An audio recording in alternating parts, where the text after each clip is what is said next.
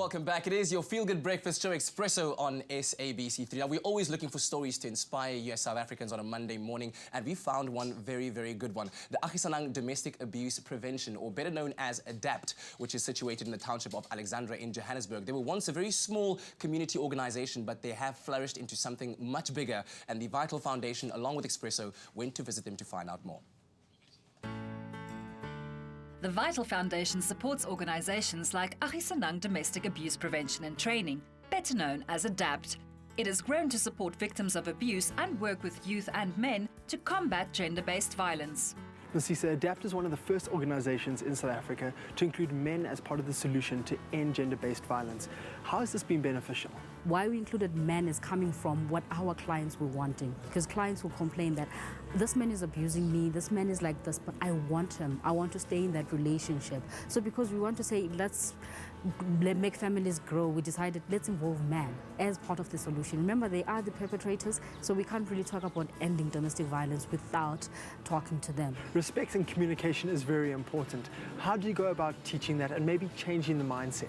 So we do trainings in the community, we do support groups for the women, and we work with men as a whole in trying to say, can we have communication skills? Can we give better respect? Can we change the way we were living in a patriarchal society, the way we view women, the way we view girls, the way we raise girls, and how we raise boys as well. So we want to involve everybody in learning this whole thing from the time they're young to the point whereby they're adults and they're better men. ADAPT's men's program encourages men to take responsibility for their violence and find alternative methods of dealing with conflict so they can become better role models. We're creating a space where men will come and talk about the issues of domestic violence, issues of gender-based violence, with the voice of men, and also to work with men to fight against domestic violence. This is their safe space where they actually articulate about gender-based violence issues and try to come up with solutions on how they can resolve them. Because we need to bear in mind that as people of Alexandra, we grew up in a community where we've been taught things differently. So it's actually playing a major role in terms of breaking the gender stereotypes, changing the way we think, and changing the way we treat women, changing the way we speak to them. It's actually playing a major role in terms of making a difference in the members of the community. ADAPT services are aimed at reducing the high levels of violence against women and children in the Alexandra township, statistically one of the most violent areas in South Africa.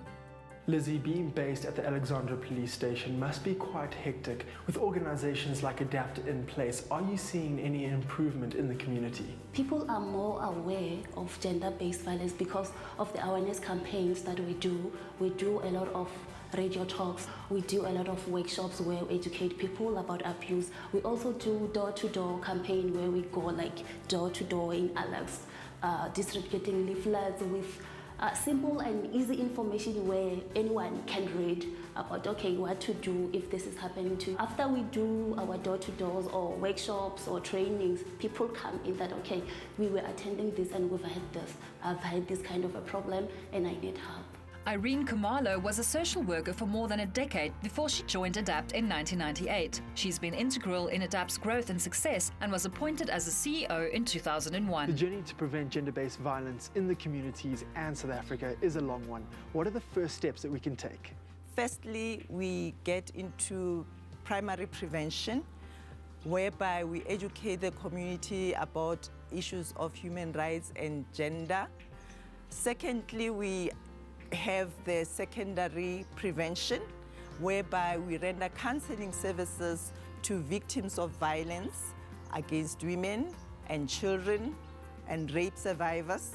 And the last one is by using the tertiary prevention, whereby we engage the legislations which we have in the country to try and address issues of violence against women. Making a difference in your community, whether it's big or small, is so important. To find out more information, visit the vitalfoundation.co.za to see how you can make a difference in your community. Make abuse a thing of the past. Nominate an organisation that fights abuse so they can win 35,000 Rand from the Vital Awards.